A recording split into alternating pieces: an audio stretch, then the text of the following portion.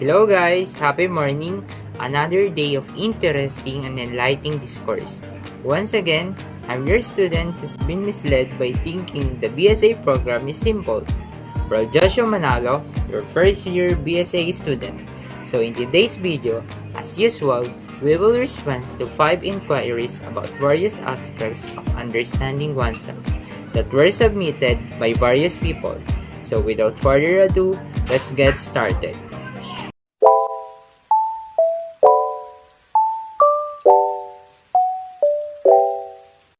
For our first question from Adrian Bernabe, hello quiz Brylle, I'm enthusiastic followers of yours. I really appreciate you when it comes to providing your own opinion about a particular topic. So I simply want to hear your ideas on what philosophies of self you have heard or learned which have struck you the most. Why do you think that way and how has that ideology affected you? Oh, thank you Sir Adrian. The human self is discussed from a range of viewpoints, including those from sociology, psychology, anthropology, and philosophy. Most people in their various disciplines, including philosophers, psychologists, academics, scientists, politicians, and artists, have studied and discussed the meaning of a person's self. However, it turns out that each of their hypotheses differs greatly from the other, with different points that they make concerning the existence of the ideas or views that they present on this subject. Let's deepen the discussion by considering the existence of our great philosophers from various angles during their distinct eras. Philosophers have differing ideas about how to define the human self, including the self as an identity, the self as something separate from the senses, the bunch theory of human identity, the self as the focal point of spiritual essence, and the self as a syntactic constructions as opposed to an actual thing. Some of these include Immanuel Kant, who holds that individuals are responsible for creating their own selves, David Hume, who argues that there is no self, and John Locke, who first suggested the idea that the self is consciousness. But out of all the philosophy, Plato's concept of the self struck me most. Why? His belief is that the self is an immortal soul, explaining that even though a person's physical body and soul are the two components that make up a person, they are distinct from one another, particularly when speaking of the self. Since, in contrast to the body, which is made up of material and perishable parts that when a person passes away, are left on the ground and begin to rot, the soul only separates from the body and continues to exist forever because it is made up of non-material and indestructible parts. This makes the soul a permanent feature of the person or thing living within us. It demonstrates the idea put forth by Plato that the soul is more logical to regard as the self than the body, which we occupy only momentarily, and that the soul alone is the eternal life that endures. He also said that a person's true self is the reason or intellect, which is a part of their soul and distinct from their body. Since Plato does regard the self to be a knower, he wanted to infer that when a person passes away and his soul separates from his body, it may be said that he no longer has a self. So, for Plato, the ideas of the self and of knowledge are one and the same. This is due to the fact that Plato's reflections on the nature of the rational soul as the highest form of cognition serves as the practical foundation for the development of his idea of the self. Furthermore, based on our previous discussion in understanding the self, Plato believed that the human soul is composed of 3 distinct elements, each of which justify the term soul. First is the rational soul. It is situated in the cranium and enables cognition or thought in the individual.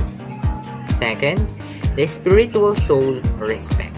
It is situated in the chest and enables the individual to feel and have emotions. Third is the appetitive soul or the desire. It is found in the stomach and enables people to feel hunger, pain, and other physical needs. He only identifies the spiritual soul and the appetitive soul as inferior to the rational soul. The rational soul, which is the true self, and the moral or ethical guidance must exert control over the spiritual soul and the emotional soul. For a person to have a healthy personality or a sense of self.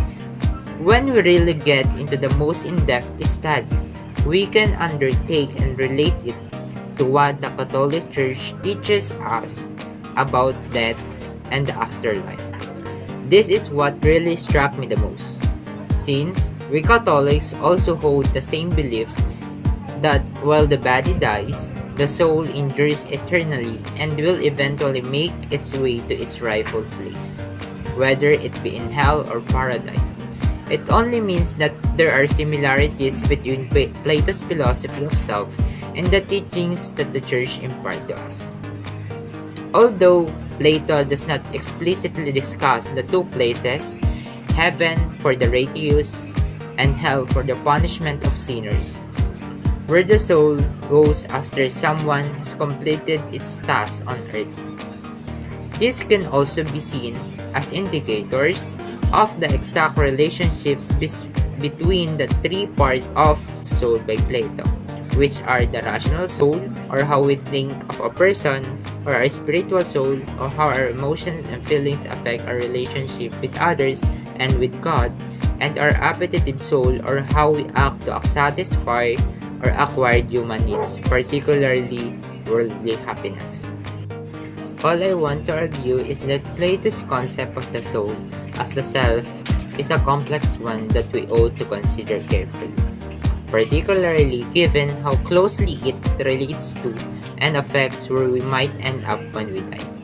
An ideology that not only depicts the souls as being self-existent, but also contains a profound lesson about how important it is for us as human beings to constantly consider every action we take in terms of whether it is morally and ethically right or wrong, because this can reveal the nature of the soul or self that reside within us.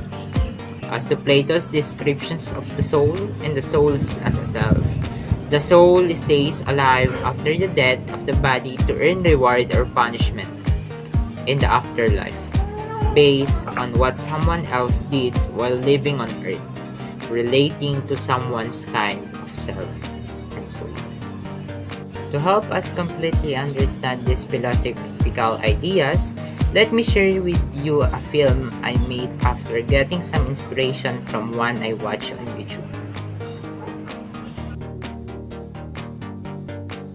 The Athenian philosopher Plato is one of the most important figures of the ancient Greek world and the entire history of Western thought. Plato, in many of his dialogues, held that the true self of human beings is the reason or the intellect that constitutes their soul, and that is separable from their body. Plato's philosophy of the self is refined and articulated with the tripartition of the soul in his dialogue The Republic. His identification of these three distinct elements of a person's inner life is unique and can be validated by directly turning inward to one's own experience of the self. Plato distinguishes the side as three constitutive parts: the rational, the spirited, and the appetitive. Plato defines a moral individual as the one who has attained supreme control over the spirit and the appetite through his rationality. This he applied to the three classes in the society, namely the ruling class, the military class, and the commoners. The rational symbolizes the mind and represents the ruling class.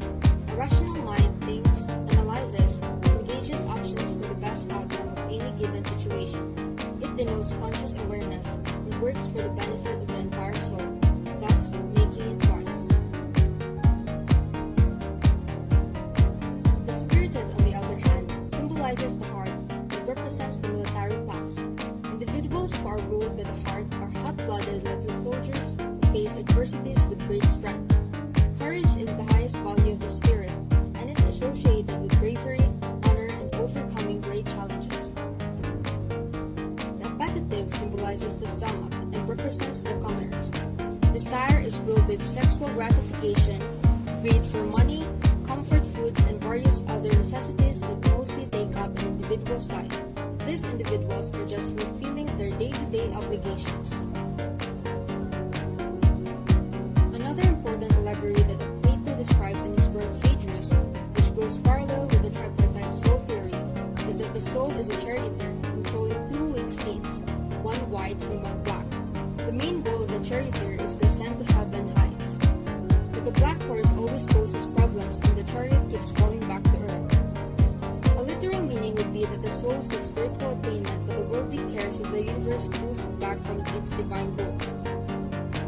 Plato proposed that prison must conquer over earthly desires in order to recollect perfect knowledge and rise towards heaven in winged horses' chariots like the celestial divine beings. For our second question, from Miss Ellie Delville. Hi Quiz Brylle, I'll always look forward more to your uploaded videos about your learning in your subjects, understanding the self. It's a great way to learn something more about ourselves through recorded videos of your responses to the questions that your instructor has provided you. But coming back to the topic at hand, I'm curious to know if you have anything you think of as your extended self.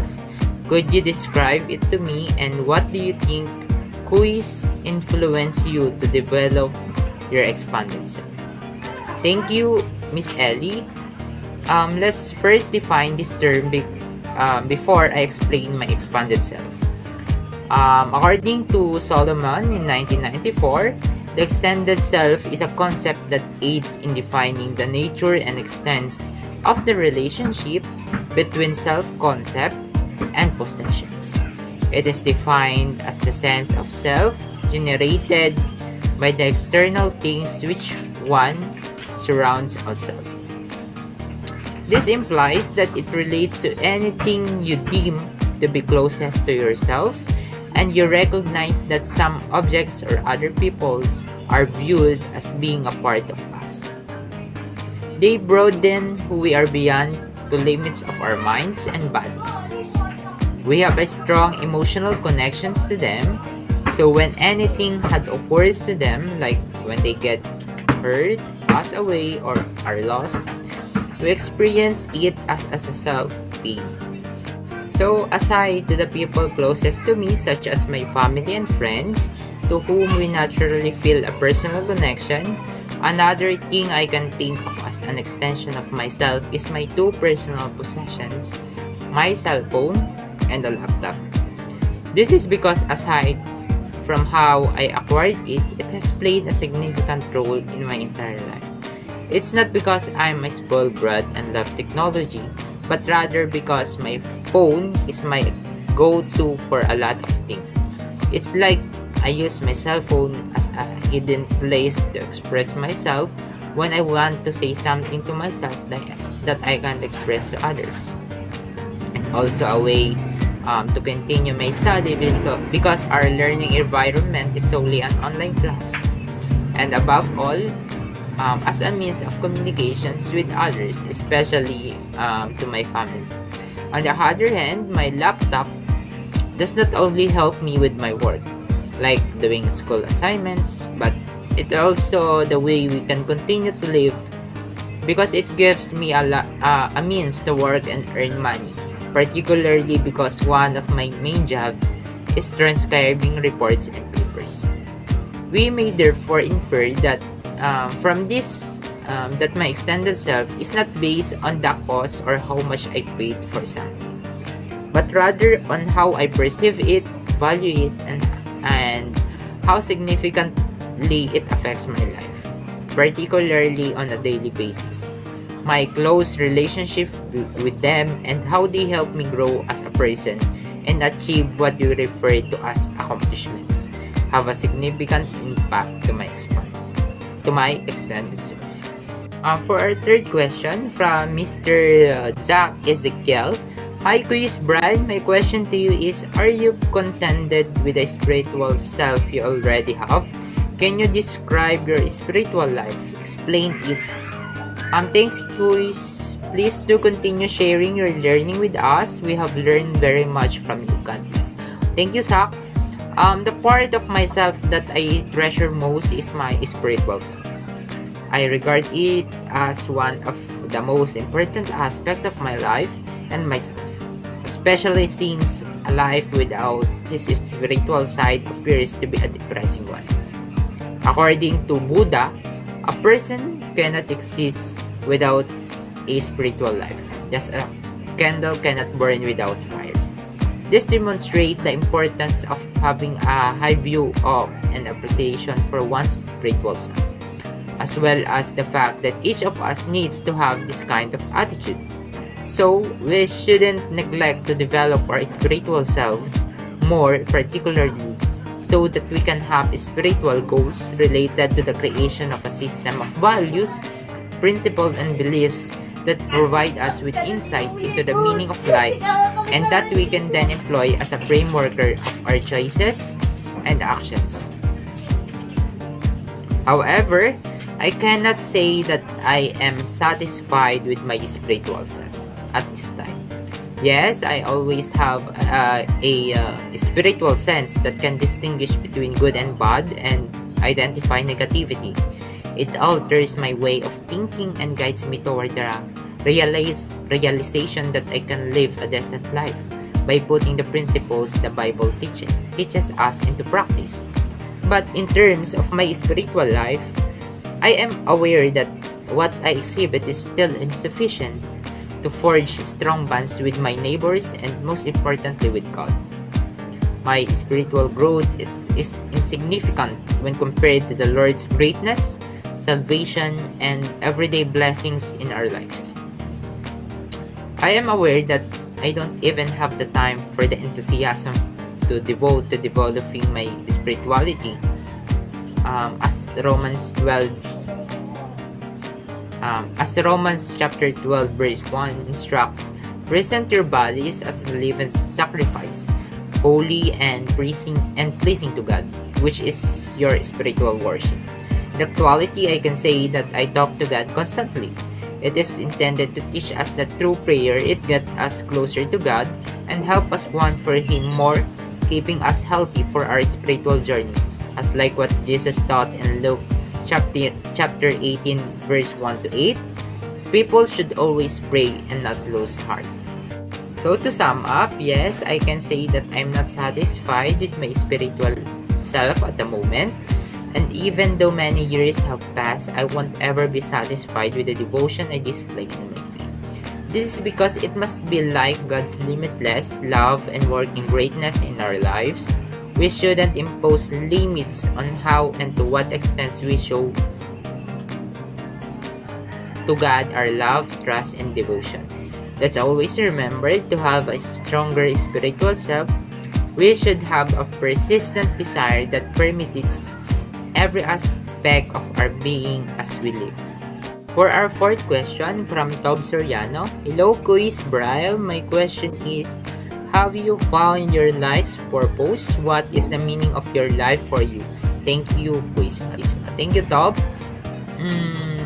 In everyday life and from the people I encounter, particularly my family, they appear to provide further evidence of my sense of direction. They are the reason I consistently discover and pursue the things I think I need to do in life. Because of this, I don't allow my goals to serve solely my interests. Instead, I try to think about how they might benefit other people, specifically my parents and the other people who have impacted my life. This objective is the same as my desire to complete my so that I can realize my desire to support my family more and have more potential for improving the lives of others. My aspirations in life stem from my deep gratitude for everyone around me who helped me one day realize my dreams. I can state that without other people in my life, I may not even be able to continue my education at this point, especially given the immense responsibility I bear as the oldest of our siblings. For our fifth question from John Mock, hello quiz, I just want to ask how you take care of yourself. Can you list the things you do for your well-being? Thank you quiz. Thank you John. We take many different steps to make sure we look after our physical, emotional, social, spiritual, and intellectual well-being. Some of us may do this because we want to recognize our worth, have greater self-confidence, connect positively with ourselves and our surroundings, live healthier lives, and or for other reasons that motivate us to take better care of ourselves. Having said that, how can you look after others if you can't look after yourself? If you can't love and appreciate yourself, how can you claim to love someone else? Self-care not only demonstrates that we cherish and love ourselves more than most other people, but also it reduces or removes anxiety, melancholy, tension, and other unpleasant feelings like irritation and anger. Also, it promotes happiness and improves energy and more.